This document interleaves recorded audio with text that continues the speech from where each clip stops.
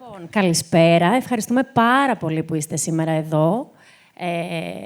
Με δύσκολο καιρό και σε δύσκολους καιρούς. Είναι πολύ ωραίο να συναντιόμαστε.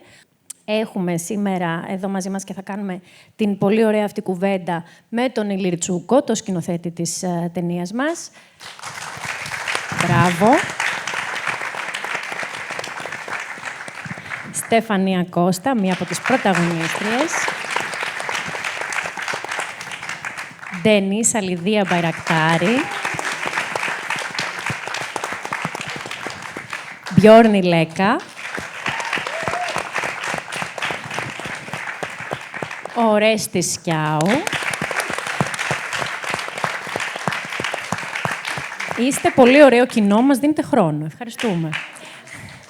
Λοιπόν, δυστυχώς ήταν να είναι μαζί μας ο Δημήτρης ο Καπουράνης, αλλά για ευνόητους λόγους, λόγω καιρικών συνθηκών, καθυστέρησε η παράστασή του, καθυστέρησε να έρθει. Ελπίζουμε να καταφέρει να έρθει λίγο αργότερα.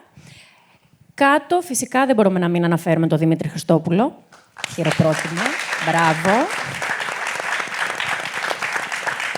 Και τη Γεωργία Σπυροπούλου που είναι εδώ μαζί μας.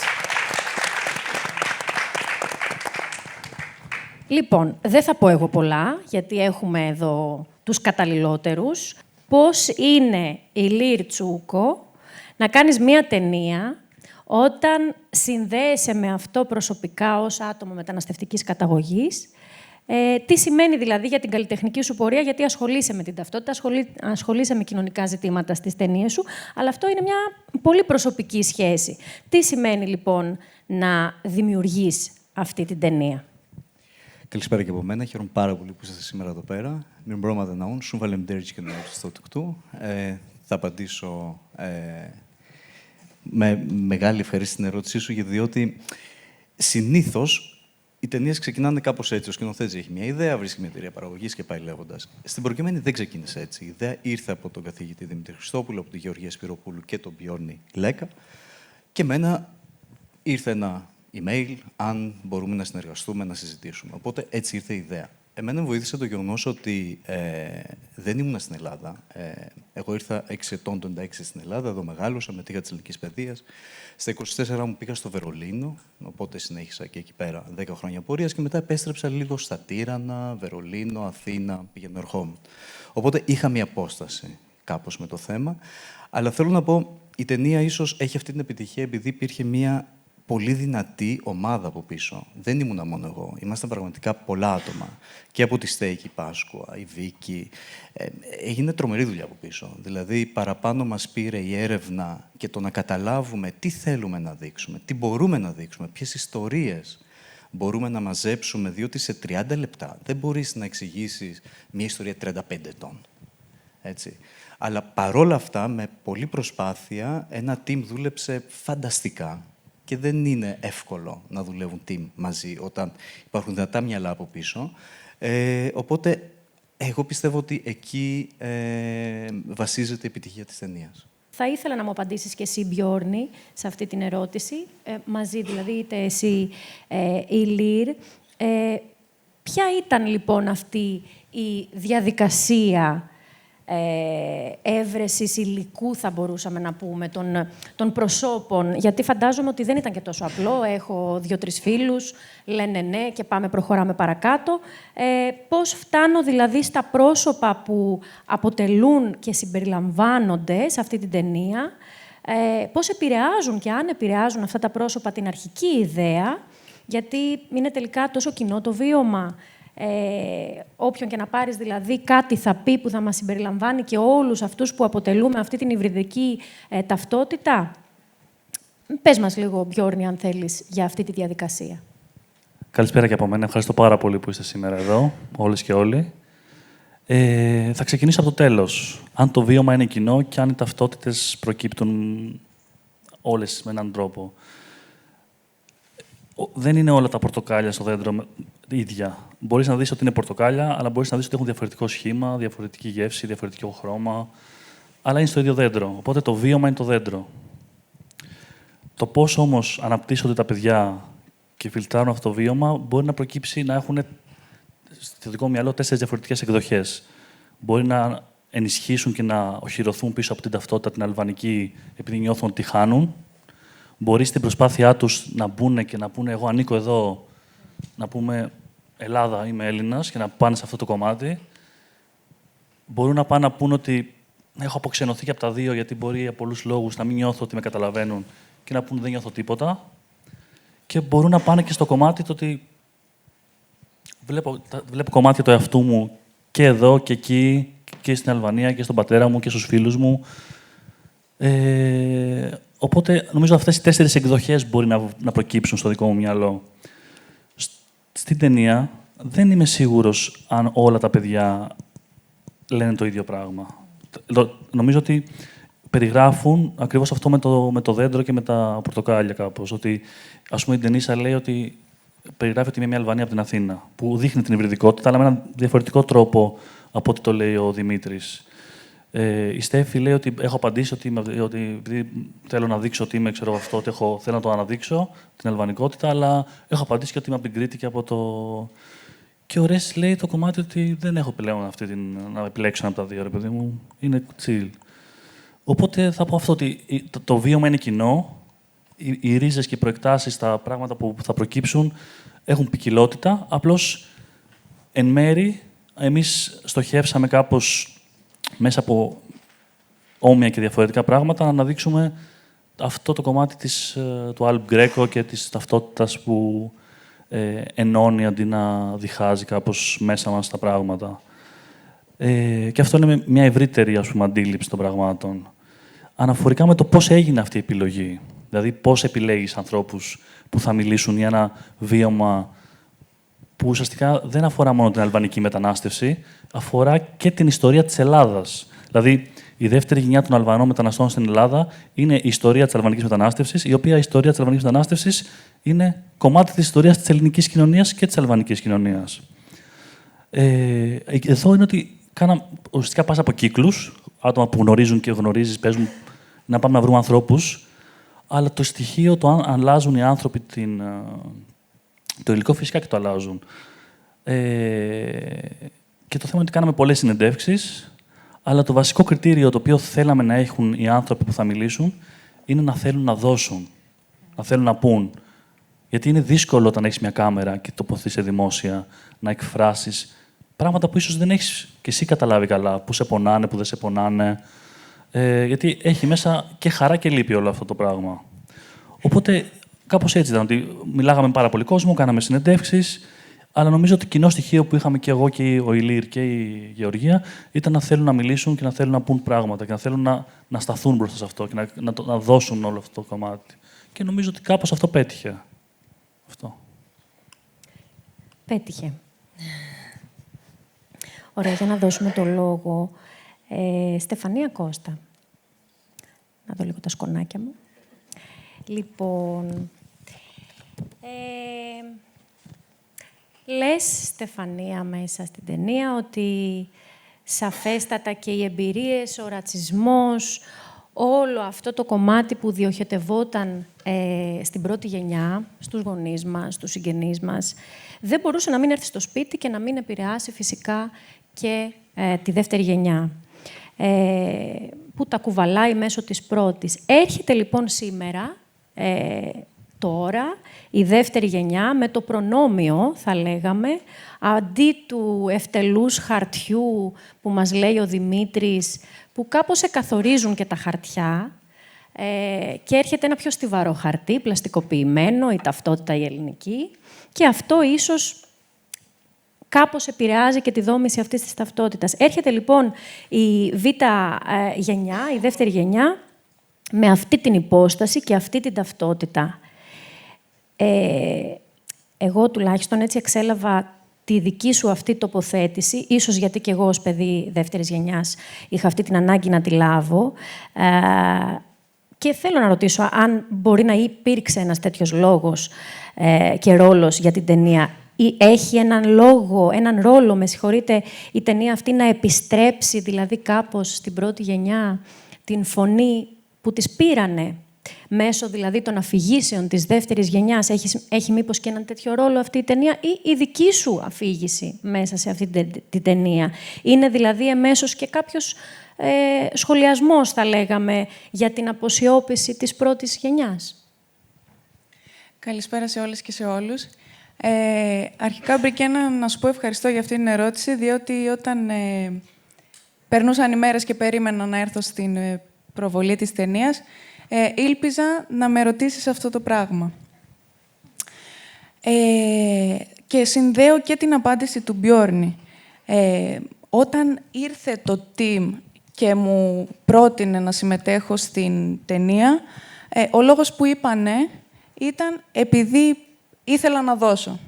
Αυτό που ήθελε να πάρει η ομάδα, εγώ είχα διάθεση να το δώσω. Η αλήθεια είναι πως η πρώτη γενιά είναι μια γενιά η οποία έχει προσπαθήσει για το καλύτερό της και για το καλύτερο των παιδιών της να κρύψει πολλά δικά της πράγματα, ταυτοτικά, όχι μόνο να τα κρύψει, να τα αλλάξει με βασικό στοιχείο τα ονόματα. Κάτι το οποίο είναι πολύ δικό σου, σαν να αλλάξω εγώ το Στεφανία και να γίνω κάτι άλλο.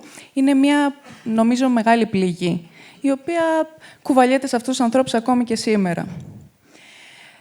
Εγώ, λοιπόν, είχα να δώσω και ήμουν έτοιμη να βρεθώ εκτεθειμένη και όλα αυτά τα οποία φοβόντουσαν 30 χρόνια οι γονείς μου να τα πούν και έχουν μείνει ανάμεσα σε 4 τοίχους, εγώ θέλω να τα βγάλω προς τα έξω με πρόσωπο και όνομα. Ότι είμαι η Στεφανία, αυτή είναι η ιστορία μου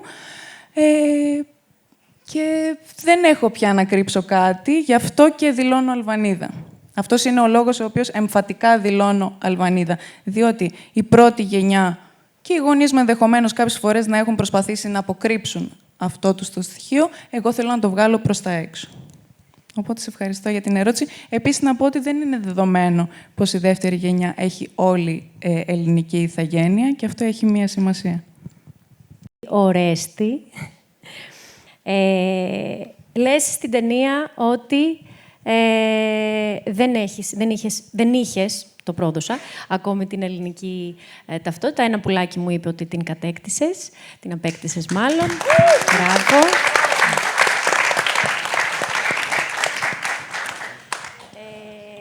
Πονεμένο θέμα, το λέει μέσα ο Ορέστης. Πονεμένη ιστορία, η ελληνική ηθαγένεια. Πώς νιώθεις? Τι πιστεύεις δηλαδή ότι σου δίνει από εδώ και πέρα αυτή η πολυπόθητη ελληνική ηθαγένεια? Καλησπέρα σε όλες και σε όλους. Κοιτάξτε να δείτε, εγώ από τη στιγμή που την απέκτησα πριν περίπου 2-3 μήνες στην ελληνική ηθαγένεια, είχα χτίσει εδώ και 20 χρόνια μία ιδέα ότι όταν την αποκτήσω εν τέλει, ότι θα γίνει κάτι μεγάλο, ότι θα πεθάνω από τη χαρά μου ή κάτι θα γίνει δηλαδή. Εν τέλει πήγα στην αστυνομία και μου δώσανε μία κάρτα. Την βλέπω. Αυτό ήτανε, λέω. Αυτό ήταν τελικά. Εντάξει, εν τέλει δεν ξέρω, ίσως είχε ξεπεραστεί αυτή η αναζωπήρωση που είχα ότι κάποτε θα πάρω κάτι το οποίο είναι πολύ σημαντικό.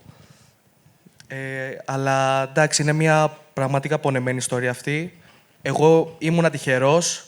Θέλω να πιστεύω ότι το ντοκιμαντέρ έπαιξε ένας πολύ σημαντικό ρόλο στο να πάρω επιτέλους την ελληνική ηθαγένεια. Αλλά πράγματι υπάρχουν πολλά παιδιά τα οποία βρίσκονται σε πολύ δύσκολη θέση και όχι μόνο για την ηθαγένεια, αλλά ειδικά για τις άδειες διαμονής τα τελευταία χρόνια, τα οποία είναι πραγματικά... Δεν μπορώ να το περιγράψω. Δηλαδή, δεν μπορεί ένας άνθρωπος να κυκλοφορεί στην Ελλάδα πλέον ελεύθερος, άμα είναι μετανάστης.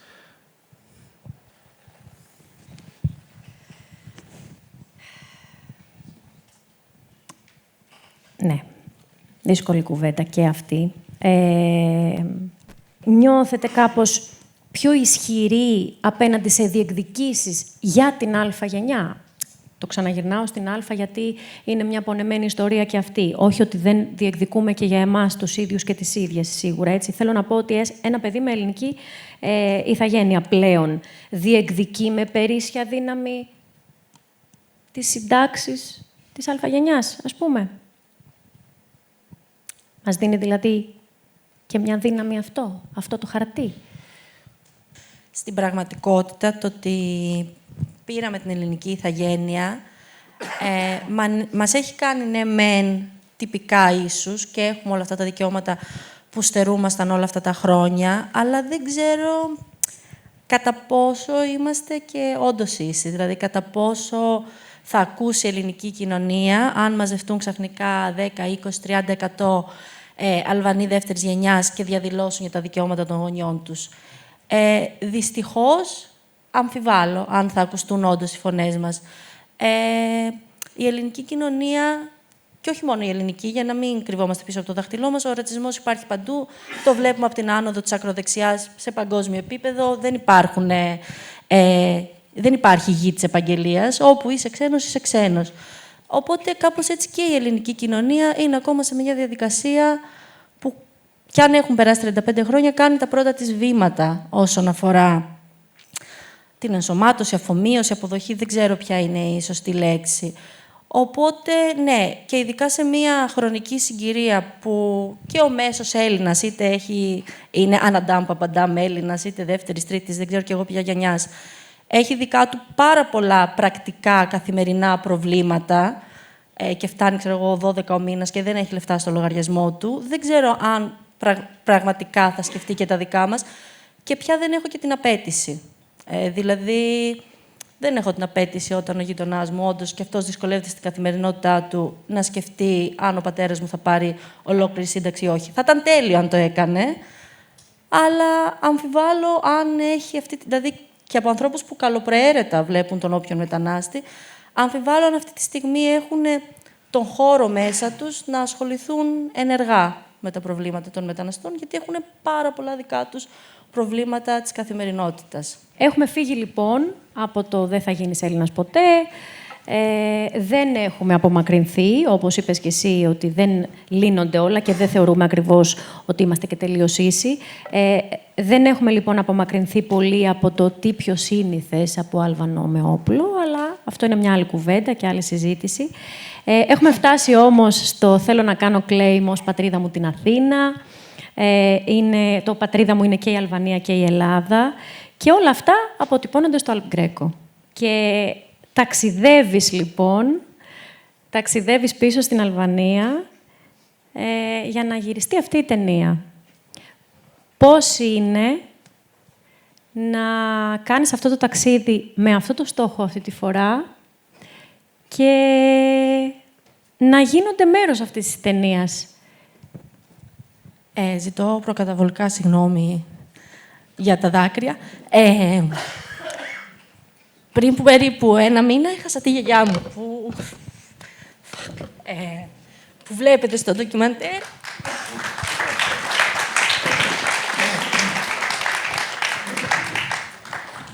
Η γιαγιά μου πέθανε χωρίς να με δίνει φούλα, που ήταν το μεγάλο της άγχος. Δεν πειράζει. Μισό λεπτό να βάλω λίγο τις σκέψεις μου σε μια σειρά. Θέλεις να πάρεις λίγο χρόνο να καλωσορίσουμε τον Δημήτρη? Ναι. Ωραία. Νεράκι. Ωραία. Ευχαριστούμε, Δημήτρη, τα κατάφερες. Τα κατάφερα. Καλώς σας βρήκα. Πολύ ωραία. Λοιπόν, έχεις χάσει λίγη κουβέντα, δεν πειράζει. Ναι, θα τα δεις στο βίντεο. Θα προσπαθήσω, ναι. Ωραία, λοιπόν.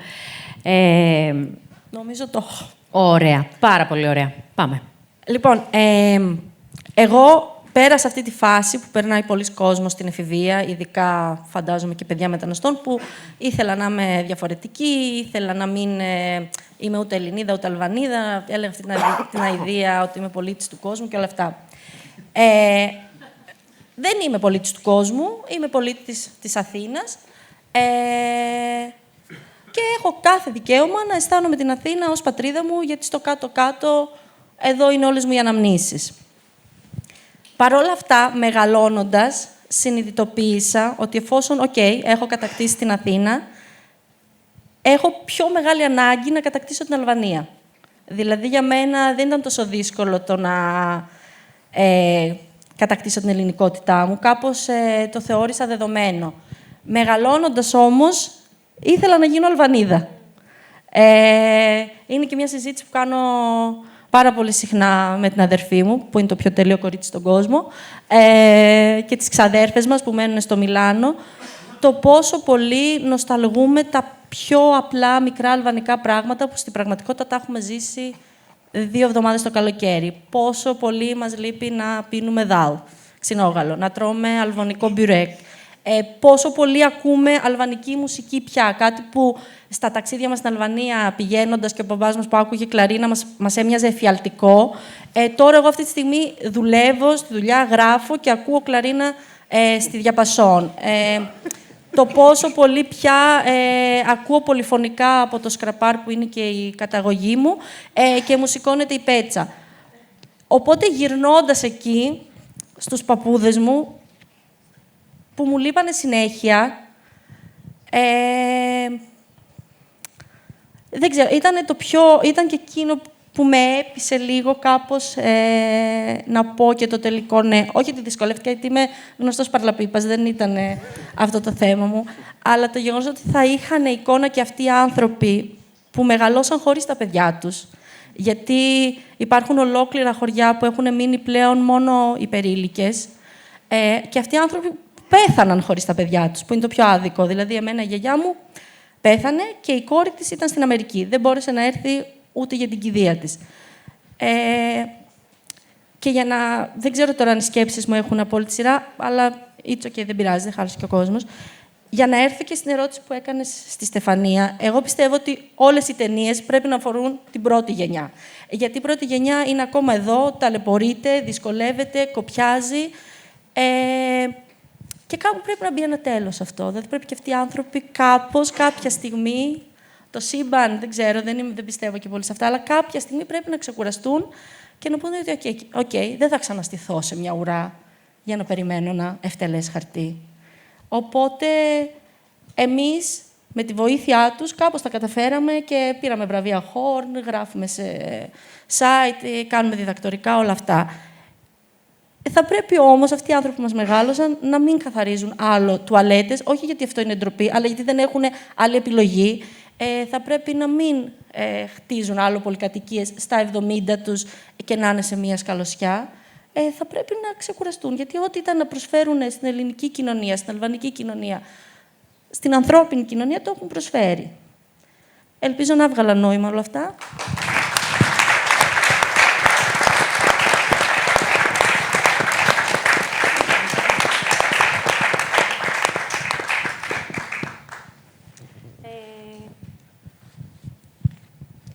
Θα γυρίσω στο Δημήτρη τώρα, αφού τα κατάφερε. Αρκεί να βρω την ερώτηση που πήγε. Να το. Θα σημειώσει. Λοιπόν, Δημήτρη, καλώς ήρθες. Καλώς σας βρήκα. Είμαι λίγο βρεγμένος ακόμα, αλλά εντάξει, μια χαρά.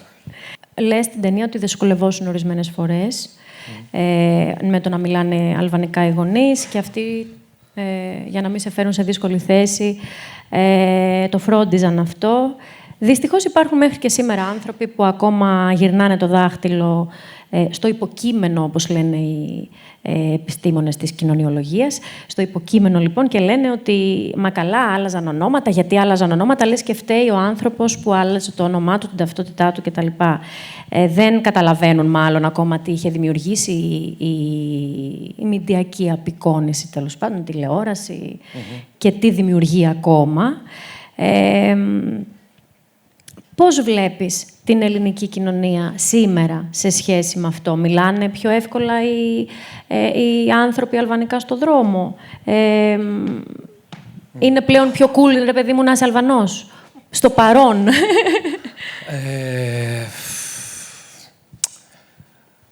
Η πρώτη μου αίσθηση είναι πως ναι. Δηλαδή, με το πώς βίωνα τα πράγματα σε μια επαρχία στα Χανιά πριν 15 χρόνια, σίγουρα δεν τα βιώνω με τον ίδιο τρόπο τώρα και σίγουρα και οι γονείς μου δεν τα βιώνουν με τον ίδιο τρόπο. Βέβαια, το τι τραύμα τους έχει αφήσει και το τι υποχωρήσεις εκφραστικά κάνουν, αυτό δεν το ξέρω, αλλά σίγουρα κάνουν. Τους έχει αφήσει δηλαδή έχουν συρρικνωθεί ως το πώς εκφράζονται κοινωνικά. Αυτό δεν αλλάζει και δυστυχώς, ή μάλλον θα αλλάξει πολύ δύσκολα, νιώθω ότι η δική μας γενιά, εφόσον έχει ενεργειακό απόθεμα, μπορεί κάπως να εξηγιάνει τους γονείς μας, ας πούμε.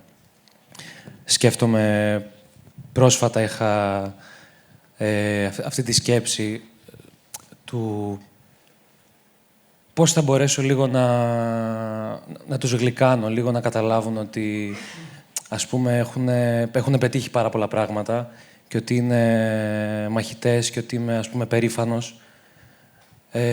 Και ίσως σκεφτόμουν ότι ίσως αυτό θα τους κάνει να γλυκάνουν και να ανοίξουν και να ξεπεράσουν αυτό το κλείδωμα που ίσως έχουν. Οπότε να είμαι αισιόδοξος ως προς το πώς αντίδρα η ελληνική κοινωνία στους Αλβανούς. Βέβαια, όπως σωστά λες, το υποκείμενο αλλάζει και τώρα δεν είναι οι Αλβανοί, ίσως είναι κάποια άλλη ταυτότητα. Δυστυχώς. Έτσι είναι, δυστυχώς. Βρήκατε κάτι τέτοιο όλοι σας και όλες σας στην συμμετοχή αυτού του ντοκιμαντέρ, αυτής της ταινίας? Δηλαδή, νιώθετε ότι έχει και μια πολιτική θέση, σαφέστατα αυτό, ή είναι μια μορφή παρακαταθήκης για τους επόμενους, αλλά και για τους προηγούμενους, η ταινία και η συμμετοχή σας αυτήν? Έχουμε την αίσθηση ότι όταν μιλάμε για τους ξένους, για το ξένο γενικά, ότι είναι ένας άνθρωπος, ότι είναι έξω από εμάς. Αλλά ο ξένος είναι πάντα η σχέση μας με κάποιον. Δηλαδή είναι σχέση, δεν είναι πάντα ένας εκεί έξω που είναι ξένος, είναι μια αλληλεπίδραση. Οπότε αυτό δείχνει και τις δύο πλευρές. Είναι η σχέση που δείχνει τις δύο πλευρές.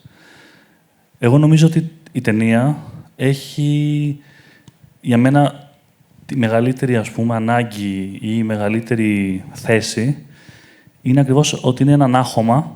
Το είπες εσύ, ότι πώς περάσαμε από το «δεν θα γίνεις Έλληνας ποτέ» στο ότι θέλω να γίνω Έλληνας, στο ότι είμαι και Έλληνας και Αλβανός, είμαι Αλβανίδα από την Αθήνα, είμαι όλο αυτό. Οπότε έχουμε περάσει από ένα κομμάτι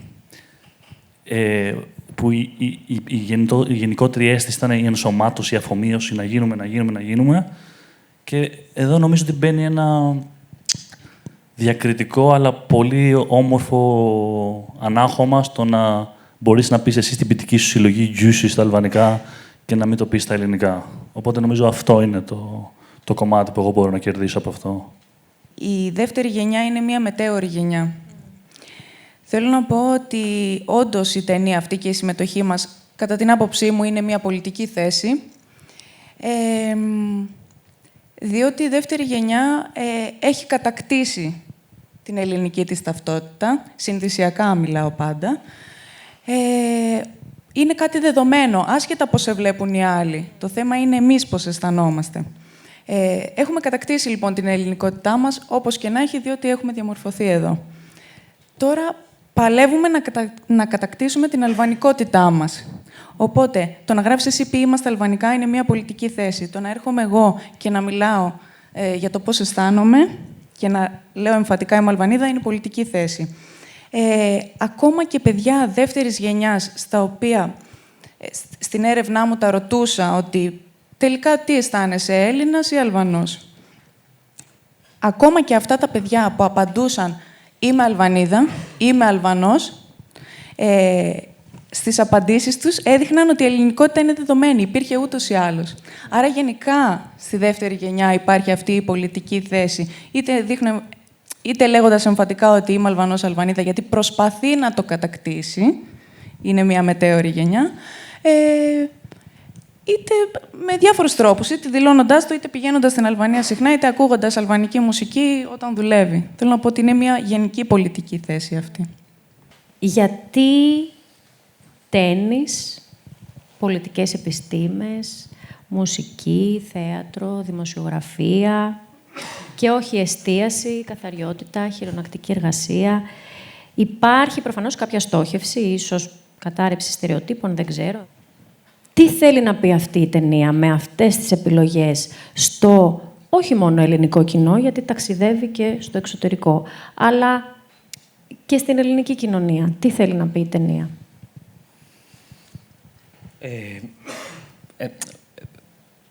Δεν ξέρω, σίγουρα δεν ξέρω αν θέλει να πει κάτι. Νομίζω ότι μόνο που γίνεται αφορμή για μια συζήτηση έχει επιτευχθεί ο στόχος. Τώρα, το γιατί έχουν επιλεχθεί αυτές οι προσωπικότητες, νομίζω είναι θέμα του ανθρώπου εδώ πέρα, κάπως.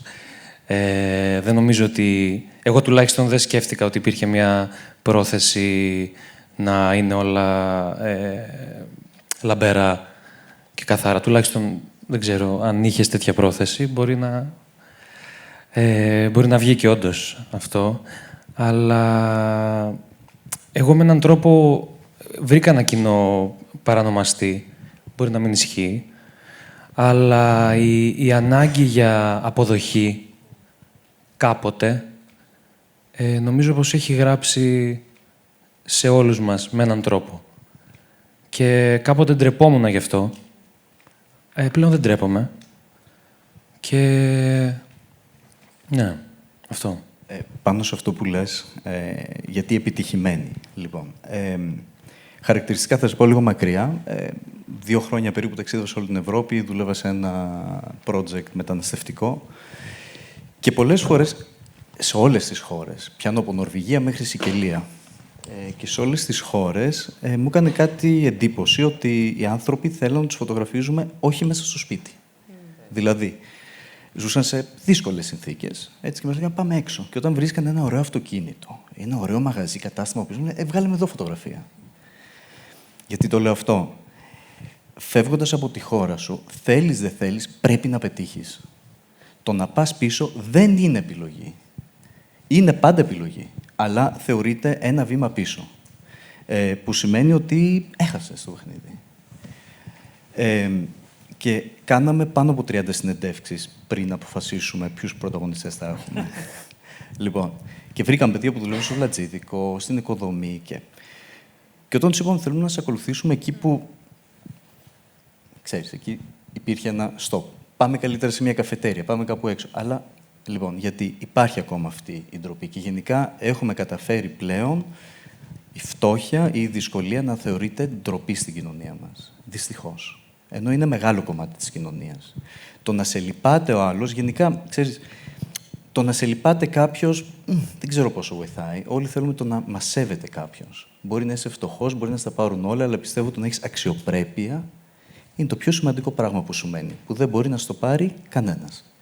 Οπότε η επιλογή των παιδιών δεν ήταν να δείξουμε ότι όχι, αλλά είμαι σίγουρος ότι όλοι, εάν οι φίλοι τους στο σχολείο, οι Έλληνες, στα Ελληνάκια, προσπαθούσαν μία φορά, αυτά τα παιδιά βλέποντας τους γονείς τους, προσπαθούσαν 2 και 3 και 4 φορές. Γιατί δεν υπήρχε άλλη επιλογή. Πάνω σε αυτό, επειδή γίνεται πάρα πολύ μεγάλη συζήτηση για την ενσωμάτωση, την αφομοίωση, που είναι 2 έννοιες στις οποίες εγώ δεν έχω καταλήξει ακόμα πώς αισθάνομαι απέναντί τους.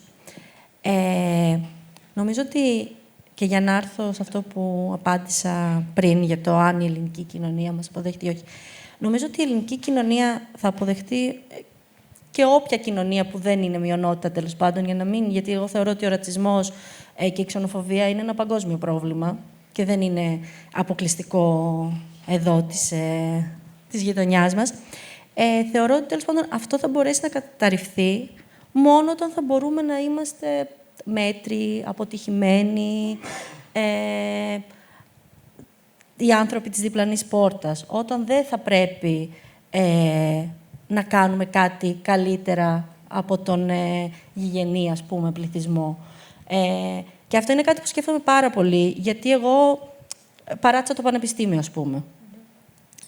Και μου λέει αστειευόμενη φίλη μου ζωή ότι ο πατέρας μου περπάτησε τα βουνά με τα πόδια για να κάνει μια κόρη δημοσιογράφο και μια κόρη ηθοποιό. Και είναι η ντροπή των μεταναστών, που είναι το αστείο μας. Αλλά στην πραγματικότητα, εγώ όταν παράτησα το πανεπιστήμιο, μετά από 3 φορές που πήγα στην Πάντιο κιόλας, απελευθερώθηκα από από όλο αυτό. Δηλαδή, δεν με ένιωξε πια, όχι τόσο στους γονείς μου, γιατί εκείνοι δεν μου είπαν ποτέ τίποτα. Πιο πολύ στην αλβανική κοινότητα, που από 7 χρονών με έβαζε να μεταφράζω σε δημόσιες υπηρεσίες και να συμπληρώνω υπεύθυνες δηλώσεις και που θεωρούσε δεδομένο ότι εμείς θα κάνουμε τα δικά τους όνειρα πραγματικότητα και τους σκόπους τους. Δεν πρέπει να είναι έτσι. Θα πρέπει και εμείς να αποτυγχάνουμε, θα πρέπει και εμείς να μπορούμε να είμαστε μέτροι και να είμαστε πολύ OK. Μόνο όταν καταφέρουμε αυτό, όχι μόνο οι Αλβανοί, οι όποιοι ξένοι στην Ελλάδα, θα μπορώ εγώ να μιλήσω για αφομοίωση. Όσο πρέπει να παίζουμε τένις, να περνάμε στο εθνικό ή να συμμετάσχουμε σε ντοκιμαντέρ, θα είναι ακόμα αγώνας που δίνεται και δεν κερδίζεται. Θα υπάρχει πάντα παράταση. Ευχαριστούμε πάρα πολύ. Νομίζω είναι μια καλή ώρα να δώσουμε το λόγο και σε εσάς. Και θέλω λοιπόν να ρωτήσω για την πρώτη γενιά, η οποία είχε πάρα πολύ την συμπεριφορά να μην ενοχλήσουμε, να περάσουμε παρατήρητοι, να βγάλουμε τα χρήματά μας, να ζήσουμε την οικογένειά μας. Αν το προνόμιο που έχετε κατακτήσει εσείς το χρησιμοποιείτε για να ενδυναμώσετε τους ίδιους, ώστε να διεκδικήσουν πολιτικά αυτά που δικαιούνται. Γιατί, ας πούμε, μιλάμε για τα αφομοίωση και την ενσωμάτωση. Και πλέον, πολλές φορές πολλοί άνθρωποι σου λένε: έλα τώρα, οι Αλβανοί είναι σαν τους Έλληνες, δεν έχει καμία διαφορά. Όμως είναι άνθρωποι που δεν έχουν ταυτότητες, είναι άνθρωποι που δεν θα πάρουν σύνταξη, είναι άνθρωποι που δεν έχουν δικαιώματα. Και αν αυτό επίσης νομίζετε ότι πρέπει να μεταφραστεί και πολιτικά, ίσως κάποιο πολιτικό φορέα, ίσως με κάποιο τρόπο σε μια διεκδίκηση. Δεν ξέρω αν έχουμε τη δύναμη. Σίγουρα όμως αυτό που βλέπω ότι συμβαίνει, έστω και αυτή η ερώτηση τώρα και αυτή η κουβέντα που ανοίγει, εύχομαι κάποιος που μπορεί να έχει παραπάνω δύναμη από ότι εμείς εδώ πέρα, ο λόγος του, η τσέπη του ίσως, το lobbyism, πώς το λένε τέλος πάντων, να μπορέσει να κάνει κάτι πάνω σε αυτό. Το εύχομαι δηλαδή.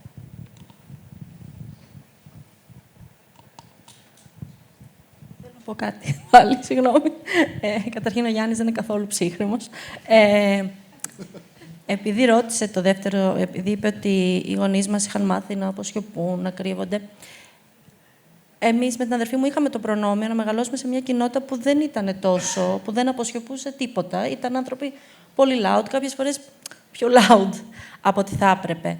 Κι όμως αυτοί οι τόσο loud άνθρωποι που δεν έκρυψαν ποτέ τίποτα, που μας μάθανε να μην θεωρούμε τους αυτούς μας διαφορετικούς, δεν σκέφτονται καθόλου τι θα γίνει με το μέλλον τους, με τις ταυτότητές τους, με τις συντάξεις τους, γιατί θεωρούν δυστυχώς δεδομένο το ότι δεν θα τα πάρουν αυτά. Δηλαδή,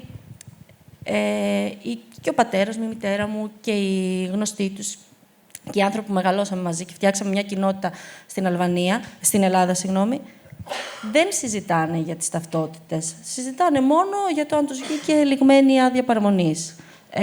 Το να πάρουν ταυτότητα δεν είναι καθόλου, όχι στα σχέδιά τους, δεν είναι καν κάτι που ονειρεύονται. Δεν ξέρουν επίσης ακριβώς ποια είναι τα δικαιώματά τους, γιατί δεν έχουν το χρόνο να ασχοληθούν με τα δικαιώματά τους. Δηλαδή, είναι προνόμιο να μπορέσεις να ξέρεις αν θα πάρεις σύνταξη, τι σου επιτρέπει ο νόμος. Δουλεύουν, μεγαλώνουν τα παιδιά τους, προσπαθούν να περνάνε και καλά, αλλά μέχρι εκεί φτάνει ο χρόνος. Δηλαδή, δεν έχει να κάνει με τόσο, κατά τη γνώμη μου, με το αν ήταν θορυβώδης ή ήσυχη. Είναι ότι εγώ, τουλάχιστον αυτό βλέπω από τον κύκλο μου, ότι είναι μια κοινή πραγματικότητα ότι δεν θα πάρουμε ταυτότητα. Αν δεν μας πάρουν συντάξεις, θα γυρίσουμε στην Αλβανία να ζήσουμε με τις μειωμένες ελληνικές συντάξεις, αλλά θα ζήσουμε καλά εκεί, γιατί εκεί έχουμε σπίτι, θα ερχόμαστε να βλέπουμε τα παιδιά μας, τα εγγόνια μας, δεν ξέρω κι εγώ τι, και μέχρι εκεί. Δεν ονειρεύονται κάτι παραπάνω, θεωρούν δεδομένη την κατάσταση στην οποία είναι τώρα. Υπάρχει κάποιος άλλος, κάποια άλλη που θέλει να ρωτήσει? Ήθελα να πω ότι χωρίς να ακουστεί καθόλου εθνικιστικό με κανέναν τρόπο, είναι πολύ ωραίο που αυτή τη στιγμή στη στέγη είναι 7 άνθρωποι που είναι και από την Αλβανία και μιλάνε και συντονίζουν όλο αυτό. Είναι τέλειο και καθόλου δεδομένο. Και η ερώτησή μου είναι κατά πόσο, γιατί σκέφτομαι ότι ένα παιδί που είναι μόνο από την Ελλάδα δεν έχει την ερώτηση από πού είμαι. Είναι από την Ελλάδα, γεννηθεί εδώ, το πολύ πολύ από τη Λιβαδιά, είναι από τη Λάρισα, ξέρω. Κατά πόσο είναι απελευθερωτικό το να αναρωτιέσαι από πού είσαι και να έχεις την επιλογή να αποφασίσεις, ή είναι πιο δεσμευτικό. Ότι είναι μπελάς, ας πούμε, με κάποιο τρόπο. Αυτό ήθελα να ρωτήσω. Δηλαδή, προς τα πού γέρνει πιο πολύ. Αυτό. Μπράβο, είστε τέλειοι.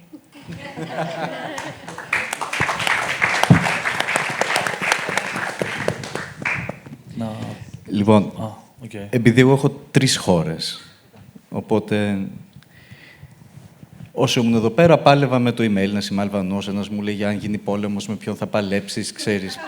Κάτι έχω ακούσει, πάλαβα πολλά. Πηγαίνοντας μετά στη Γερμανία, έκανα εκεί το δικό μου πείραμα. Και έλεγα σε κάποιους είμαι Αλβανός και σε κάποιους είμαι Έλληνας. Και βλέπα αντιδράσεις. Μιλάμε τώρα το 2014, οικονομική κρίση, τα θυμόσαστε. Οπότε όταν έλεγα ότι είμαι Έλληνας, υπήρχαν 2 αντιδράσεις. Η μία είναι εδώ θα πληρώνεις εφορία. Και η άλλη ήταν Σουβλάκι, Ρόδος, Κρήτη. Λοιπόν, όταν έλεγα ότι είμαι Αλβανός, το 2014 πάλι, συνήθως η αντίδραση ήταν Κόσοβο, αυτό ξέρουνε, έτσι Πρίστινα, ή το πορτοφόλι το έχω ακόμα ή έφυγε. Λοιπόν, οπότε πλέον ούτε το ένα ούτε το άλλο συμβαίνει. Και για Αλβανία όταν λέω λένε Ξαμίλ, Βλόρα, δεν ξέρω και εγώ τι, Βαλμπόνα, Μπαϊραμτσούρι. Και όταν λέω Έλληνα, συνεχίζουμε πάλι τα γνωστά. Οπότε, θα έλεγα ότι είναι λίγο και ευχή και κατάρα. Ξέρεις.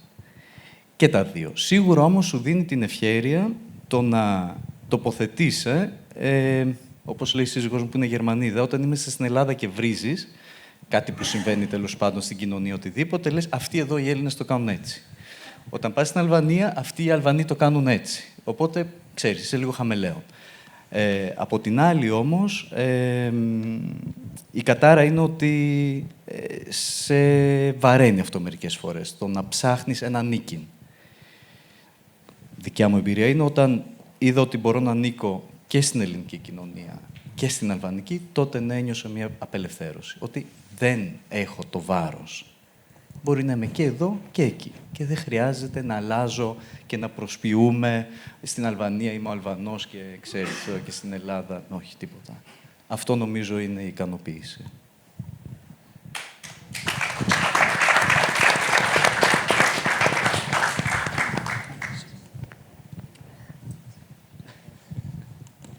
Μπιόρνη, έκανες μια κίνηση.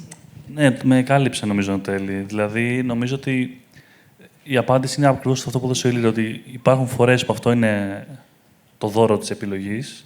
Υπάρχουν και στιγμές που αυτό είναι πολύ δύσκολο. Γιατί οι συνθήκες είναι δύσκολες και νομίζω ότι αυτό έχει να κάνει και με την προσωπική ιστορία του καθένα μας και της καθεμίας. Το ένα, αυτό που θα ήθελα να πω πρώτα, είναι η αίσθηση που μου άφησε το ντοκιμαντέρ μετά από όλη τη συγκίνηση και όλα τα κλάματα και όλο το πακέτο. Είναι ότι έξισε την πετσούλα από μια τεράστια πληγή. Και ότι από κάτω από αυτό το πράγμα υπάρχει μια τεράστια πληγή, που είναι both sides. Δεν είναι μόνο αλβανική, μόνο ελληνική ή ελληνοαλβανική. Και όντως, και χαίρομαι πάρα πολύ που τέθηκαν πάρα πολλά πράγματα για την πρώτη γενιά, γιατί είναι η πληγή που είναι ακόμα εδώ. Είναι οι άνθρωποι που είναι οι συνάδελφοί μας, που δουλεύουμε μαζί, που δεν μπορούν να κάνουν τα πράγματα που κάνουμε εμείς, που δεν μπορούν να πάνε να ψηφίσουν, ενώ η κυβέρνηση που υπάρχει σε αυτή τη χώρα τους επηρεάζει άμεσα. Που δουλεύουμε μαζί και δεν ξέρουμε αν αυτοί θα πάρουν σύνταξη όπως εμείς, που το μέλλον τους είναι πιο αβέβαιο και το βλέπουμε αυτό. Το βλέπουμε κάθε μέρα στις συζητήσεις που κάνουμε, στα σχέδια που κάνουμε, ότι ζουν σε μια επισφάλεια και είναι πιο ευάλωτοι από ότι είμαστε εμείς, ενώ είμαστε μαζί, ενώ δουλεύουμε τις ίδιες δουλειές. Οπότε αυτό είναι κάτι που μας τρώει, νομίζω, και εμάς και το βλέπουμε κάθε μέρα και προφανώς τρώει και τους ανθρώπους που το βιώνουν πολύ περισσότερο. Και σίγουρα η Λίρ να γίνει μία ταινία, γι' αυτό σας παρακαλώ πάρα πολύ, τουλάχιστον μία ταινία. Και στην ταινία θα ήθελα να πω ότι μας αφορά τους προνομιούχους πολίτες Έλληνες αυτής της χώρας, το τι συμβαίνει στις πιο ευάλωτες ομάδες. Γιατί ό,τι έχει συμβεί στις πιο ευάλωτες ομάδες, κάποια στιγμή συμβαίνει και στον προνομιούχο. Αυτό που έγινε στο Λουκμάν έγινε και στο Παύλο. Αυτό που γίνεται στις εξεργάτριες γίνεται κάποια στιγμή και σε άλλες γυναίκες. Μας αφορά, δεν είναι κάτι ξεχωριστό. Είναι ένα πράγμα που είμαστε όλοι μέσα σε αυτό. Οπότε αυτή είναι η μικρή τοποθέτηση. Και το δεύτερο είναι ότι εγώ σαν κομμάτι αυτής της ελληνοαλβανικής σχέσης, παρατηρώ ότι έχουμε φτάσει πλέον το 2026 και είμαστε σε μία αίθουσα και μιλάμε για την υβριδική ταυτότητα. Κάτι όμως που ήταν πάρα πολύ... που μάλλον όταν ξεκίνησε το 1990 η αλβανική μετανάστευση στην Ελλάδα, δεν ήταν κάτι αυτονόητο. Ήταν μάλλον όλα τα προγνωστικά αντίθετα σε αυτό. Γιατί βλέπαμε μια τεράστια προπαγάνδα από την κυβέρνηση ενάντια στην αλβανική ταυτότητα. Και βλέπαμε συνέχεια στις ειδήσεις τα κλασικά και αυτά που ανέφερε και η Μπρικένα πολύ σωστά. Οπότε θεωρώ ότι το ότι είμαστε σήμερα εδώ και ότι τις προάλλες πήγαμε σε ένα σπίτι και φάγαμε τριλέτσε και ότι φίλοι μου πηγαίνουν στην Αλβανία πλέον για διακοπές και ότι και εγώ θέλω να κάνω ένα ταξίδι στην Αλβανία σύντομα. Και κάποιος μου το έχει τάξει και δεν με πηγαίνει. Όλα αυτά είναι κατακτήσεις που θεωρώ ότι περισσότερο έχει παλέψει μία πλευρά για αυτές τις κατακτήσεις. Και ότι εμείς περισσότερο τις βιώνουμε. Δηλαδή, στο χωριό μου, ακούγαμε την τηλεόραση να λέει όλα αυτά τα πράγματα, αλλά είχαμε και τις οικογένειες που τις βλέπαμε, ρε παιδιά, που δεν ήταν εγκληματίες οι άνθρωποι, που ήταν άνθρωποι σαν και εμάς, που ήταν παιδάκια σαν και εμάς.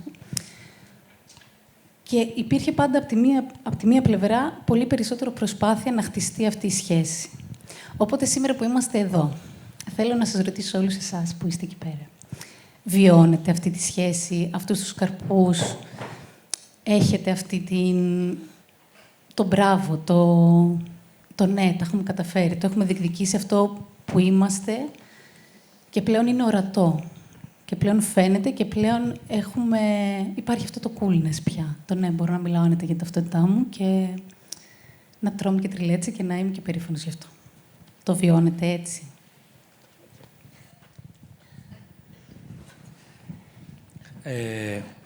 Θα απαντήσω.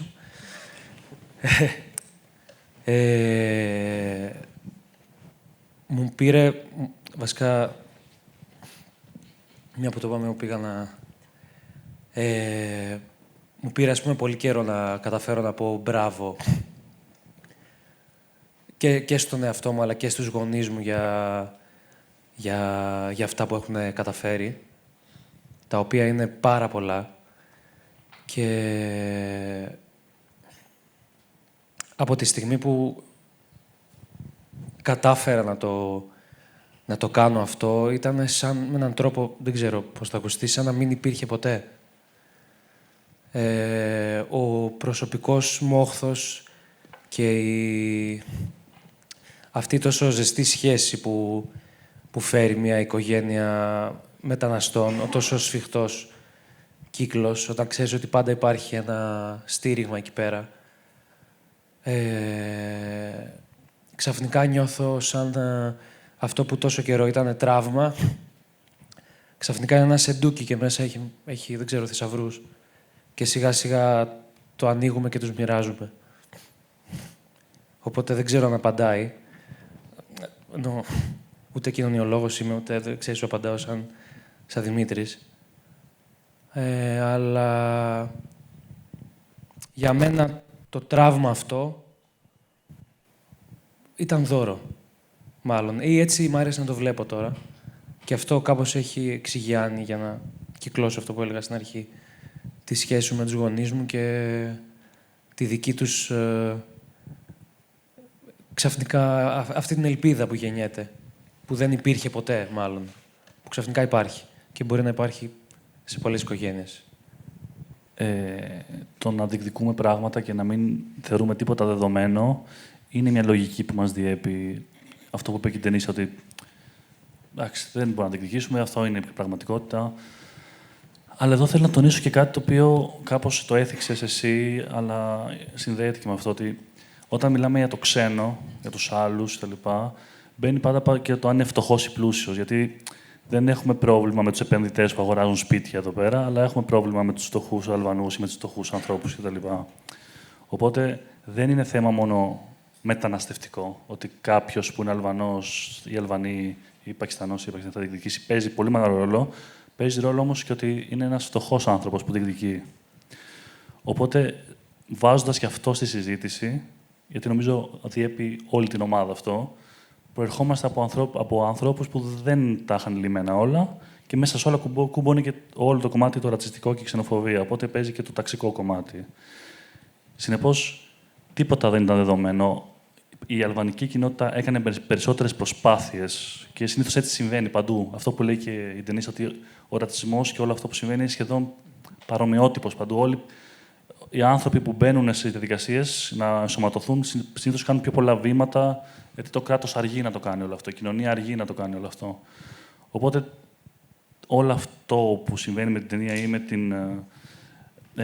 με την πρώτη γενιά που τώρα συζητιέται, εγώ έχω την αίσθηση ότι και τα τραύματα αυτά, υπάρχει τώρα το υλικό, υπάρχει η δυναμική μαγιά να μπορέσουν όχι να διαγετρευτούν, αλλά να προχωρήσουμε και να πούμε ότι ωραία, διεκδικούμε κάποια πράγματα. Γιατί δεν ήταν δεδομένο. Δηλαδή, όταν ζούσα μια Ελλάδα όπου οι θεσμοί, οι επίσημοι θεσμοί, λέγανε ότι τι θα γίνει τώρα, ρε παιδί μου, είναι ένα κεκτημένο κι αυτό. Δεν είναι ότι ήταν δεδομένο ότι θα γίνει. Οπότε νομίζω ότι τώρα να εκφράζουμε κάτι πολύ πιο βαθύ, που είναι ένα ανήκειν, το να ανήκουμε κάπου, δημιουργεί και άλλες σχέσεις με τα πράγματα. Οπότε το να διεκδικούμε ένα ανήκειν, και αυτό το ανήκειν δεν συμπεριλαμβάνει μόνο εμάς που είμαστε εδώ, συμπεριλαμβάνει και την πρώτη γενιά. Για μένα δεν ήταν δεδομένο αυτό. Τώρα θέλετε, τώρα που τελειώνει ο χρόνος, θέλετε να μιλήσετε όλοι. Πάμε, σύντομα. Ναι. Θέλω να απαντήσω στην ερώτηση της κοπέλας με το τέλειο Pixie Cut. Εγώ έχω το προνόμιο, ας πούμε, όντως να γεύομαι όλους αυτούς τους καρπούς. Δηλαδή, μεγάλωσα με φίλες Ελληνίδες, μπαινοβγαίναμε η μία στα σπίτια της άλλης, κουμπαρέψαμε, όλα αυτά. Το θεωρούσα δεδομένο. Απλά δεν μπορώ να μην φοβάμαι και να μην ανησυχώ κατά πόσο αυτό είναι απλά η φούσκα μου. Και πόσο και αυτό που βιώνουμε εδώ είναι φούσκα και αυτοί που πήγαν και είδαν την ταινία στα φεστιβάλ είναι φούσκα. Γιατί εμείς μεγαλώσαμε στα Σεπόλια, που ναι, τρώγαμε στα σπίτια των Ελληνίδων φίλων μας και αυτές έρχονταν στο δικό μας και τρώγανε περσέστη πρωτοχρονιά. 3 δρόμους πιο κάτω, στον Κολονό, η Χρυσή Αυγή όμως σημειώνει τα υψηλότερα ποσοστά της στις εκλογές. Οπότε, δυστυχώς, μπορεί 2 πραγματικότητες να ισχύουν παράλληλα και ταυτόχρονα. Στέφη. Θέλω να απαντήσω στο σχόλιο της Άννας. Η αλήθεια είναι πως η ελληνική κοινωνία του 90, όχι επειδή τη βίωσα εγώ, αλλά μέσα από τα λόγια των γονιών μου και άλλων ατόμων πρώτης γενιάς, ήταν πάρα πολύ κλειστή, το λέω και στο Αλπ Γκρέκο. Ο Αλβανός ήταν ο κλέφτης, Αϊντούτη, ο απατεώνας τέλος πάντων, αυτός ο οποίος ανοίξαν οι φυλακές και ήρθε τέλος πάντων. Οπότε ξεκίνησαν οι Έλληνες και κλείδωναν τα σπίτια. Δεν νομίζω όμως ότι η ελληνική κοινωνία είναι αυτή που ήταν τότε. Τώρα πάω στη δουλειά και κάθε μέρα μου λένε οι συνάδελφοι ότι πού να πάω στην Αλβανία, τον άλλο μήνα έχω κανονίσει με το φίλο μου, τη φίλη μου να πάμε, πες μας σε ποια μέρη να πάμε. Ή ποιο είναι το αγαπημένο σου φαγητό, να το δοκιμάσουμε κι εμείς. Νομίζω πως έχει έρθει μια άλλη εποχή, χωρίς να θέλω να ωρεοποιήσω τα πράγματα. Εννοείται ότι ο ρατσισμός είναι κάτι που υπάρχει, αλλά θα υπάρχει πάντα. Δεν εξαλείφεται σαν φαινόμενο. Αυτό όμως που βλέπω είναι ότι οι φίλες μου Ελληνίδες ακούνε νόιζι με αργυρό, ακούνε ραϊστρέφη, ακούνε κλαρίνα, κάτι το οποίο το 90 ούτε καν το διανοείσαι. Έχει σε απόσταση τον Αλβανό. Νομίζω και η αλήθεια είναι πως οι ελληνοαλβανικές σχέσεις έγιναν κεκτημένο με μονόπλευρη προσπάθεια. Την προσπάθεια των Αλβανών κυρίως, θα έλεγα, που προσπάθησαν να ενταχθούν στην κοινωνία. Αλλά αυτό το οποίο εγώ θέλω να πω είναι ότι εφόσον και η ταινία εστιάζει στην ελληνοαλβανικότητα, νομίζω ότι αυτός ο όρος και αυτή η έννοια γενικότερα θα παγιωθεί και θα γίνει γενικά αποδεκτή όταν και οι πολιτικοί φορείς και η πολιτεία σταματήσει πια να εστιάζει σε ζητήματα ιστορικά προηγούμενων αιώνων και επικεντρωθεί σε αυτή τη δεύτερη γενιά που έχει κατακτήσει την ελληνικότητά της και παλεύει να κατακτήσει και την αλβανικότητά της, που δικαίως παλεύει να την κατακτήσει. Ευχαριστούμε πάρα πολύ. Πριν φύγουμε για τα Gin Tonic και τον DJ μας, τον Leart Rama, που είναι και μοντέρ και έχει γράψει και την πρωτότυπη μουσική της ταινίας, δεν μπορούμε να μην δώσουμε το λόγο στο Δημήτρη Χριστόπουλο. Λοιπόν, να είμαι εδώ. Γεια. Καλησπέρα σε όλους και σε όλους. Είμαι πάρα πολύ χαρούμενος, είμαι συγκινημένος. Κάθε φορά που βλέπω την ταινία αυτή, όλο και κάτι θυμάμαι και αρπάζω από αυτά που λένε τα παιδιά. Τώρα θυμήθηκα αυτό που είπε ο Ρέστη, ότι δεν είναι και κάτι ιδιαίτερο. Θα το απομαγεύσω λίγο. Δεν θέλω να πω ότι δεν είναι σημαντικό. Απλώς θέλω να πω ότι αυτές οι εμπειρίες τελικά έχουν και μια αναπόδραστη ταξικότητα, αλλά και κάτι το οποίο συμβαίνει σε όλους τους μετανάστες, σε όλη τη γη και στα παιδιά τους. Εγώ θα ξεκινήσω, θα μιλήσω 2 λεπτά. Θα θυμηθώ τι μου είπε ένας πολύ φίλος πέρυσι τον Απρίλιο, όταν το δείξαμε αυτό στο Πάντιο, ο οποίος μεγάλωσε, γεννήθηκε στη Γερμανία, κατάγεται τη Θεσπρωτεία, μια από τις περιοχές της Ελλάδας που έστειλε πάρα πολύ κόσμο στην Γερμανία στη δεκαετία του 60.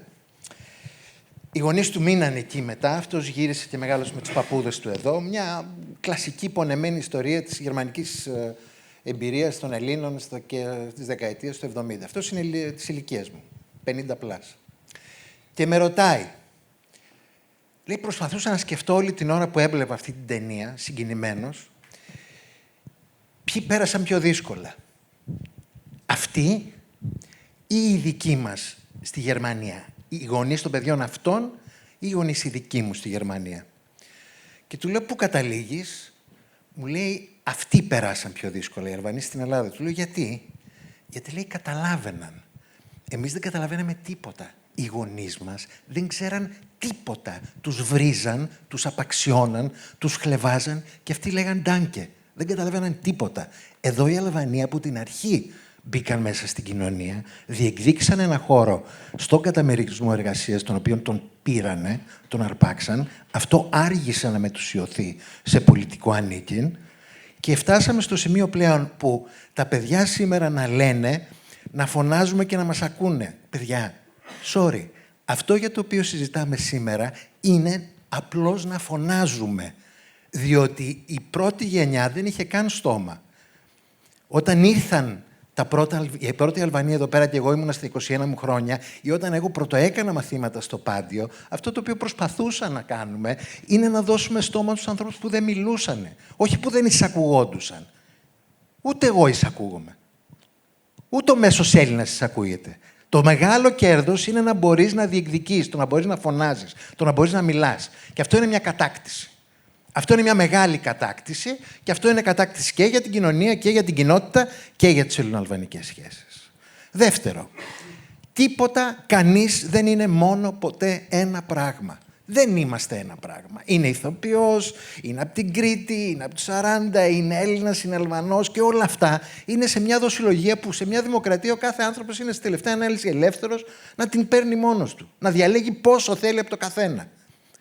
Αυτό είναι νομίζω η κατάκτηση.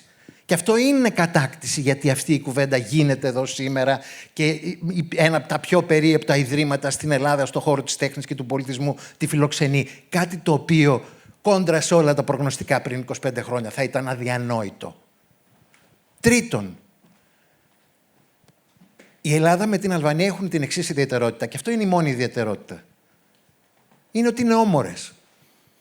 Και ότι οι Έλληνες στην Αλβανία είναι αόρατοι και οι Αλβανοί στην Ελλάδα είναι επίσης αόρατοι λόγω ότι είναι ίδιοι. Αυτό που είναι κάτι πάρα πολύ σημαντικό, διότι βοηθάει τους ανθρώπους μέσα από αυτή την ορατότητα να κάνουν βήματα μπροστά, έχει μέσα του και την κατάρα της ιστορίας των ελληνοαλβανικών σχέσεων. Αυτή η κατάρα δυστυχώς καταδυναστεύει τις ελληνοαλβανικές σχέσεις. Και αυτό είναι, νομίζω, το κρίμα στην ιστορία, ότι 2 κράτη έχουν αυτό το δώρο.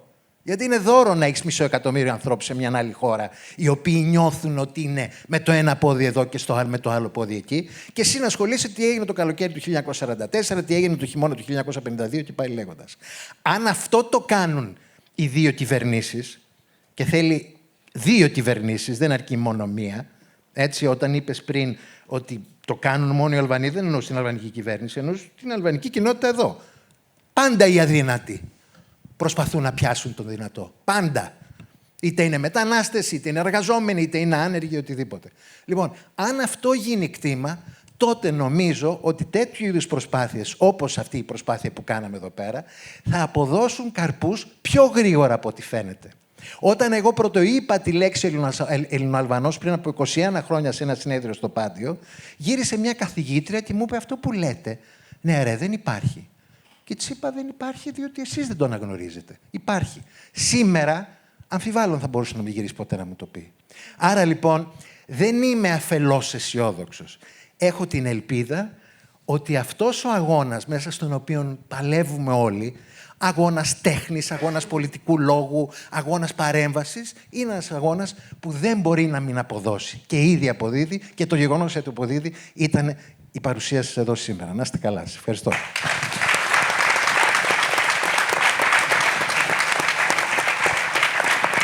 Ευχαριστούμε πάρα πολύ. Ευχαριστούμε πάρα πολύ. Συνεχίζουμε με gin tonic, πηγαδάκια, μουσικούλα. Η συζήτηση δεν σταματάει ποτέ. Αλμπ Γκρέκο, λοιπόν. Έχουμε ανάγκη τις λέξεις για να χωράμε, να μας χωράνε, να διεκδικούμε και όλα αυτά και να συναντιόμαστε.